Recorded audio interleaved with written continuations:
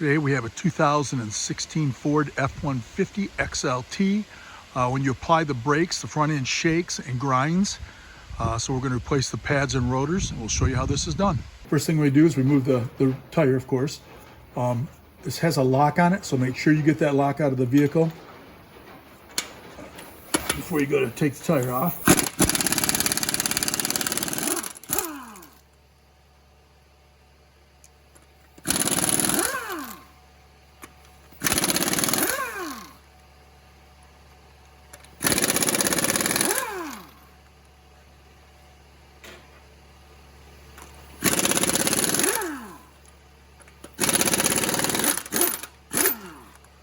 A lot of times when the tires have been on there for a while, no matter how hard you hit it and stuff like that, it won't come off. So I put a lug nut back on there and usually grab some wood.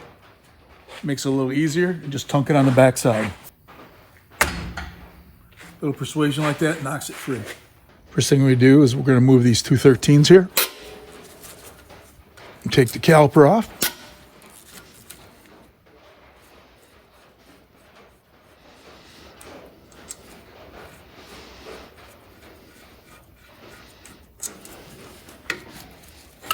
Just like that, put it up above.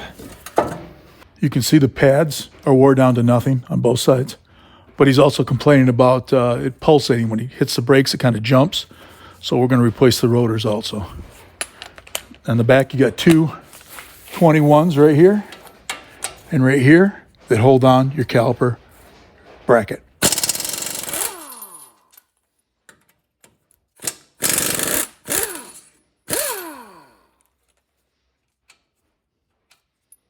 This has a dual puck system on the caliper, so we put an old pad in there, and we're going to push it out like that so it goes back evenly. But we had to put an old pad in there to make sure that this had enough extension. You can see it's going back nice and easy, and that's how you want it to go back. If it's not going back that easy, you probably need a new caliper.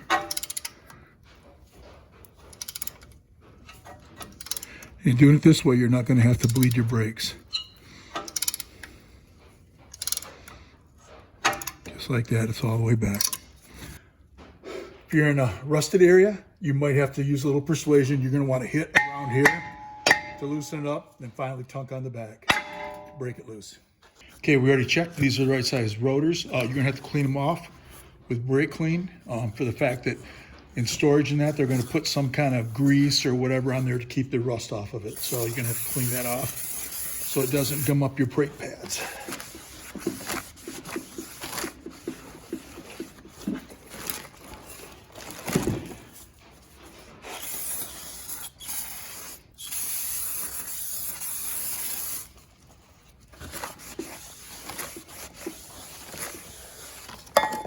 You can see on these, this is not normal, but on this one it actually has inner right-hand side.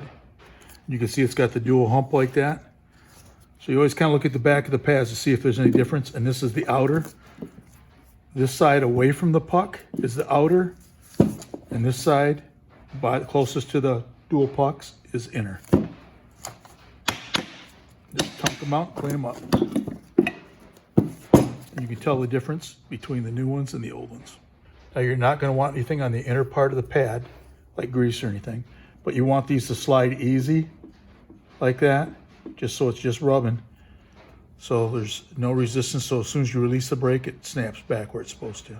It's better if you can keep this flush against there so it doesn't fight you. Then you start these two in the back by hand. And we're just going to tighten those up either with a ratchet or a gun.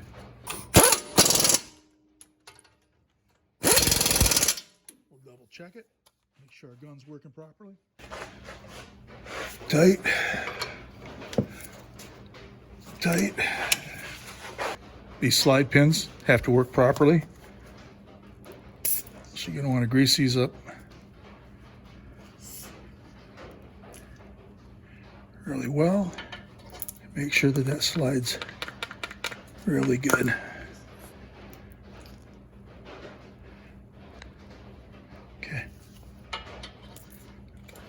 There's one.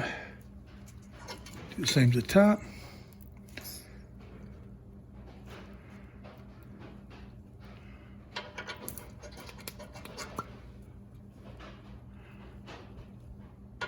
Okay, that'd be good for 40 or 50,000.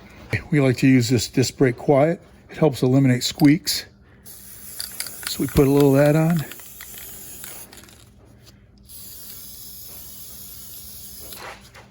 The last thing we do is grab this caliper. We got to make sure that that line isn't twisted. Slide that over. Put that where it belongs right there. Do the same on the bottom. Put our last 2 bolts in. Start it by hand. Got to wiggle it around just a little. That one started. Got to move it around. Start that one. Okay. The ratchet.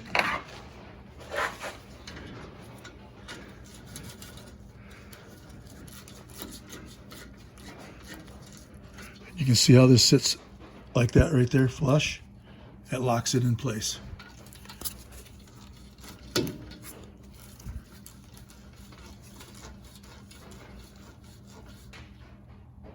Tight on that one.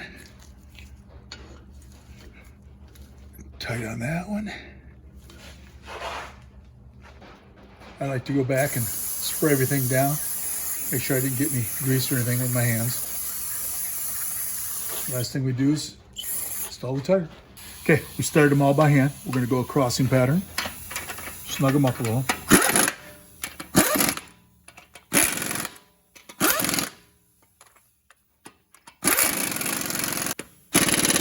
Just double check them all.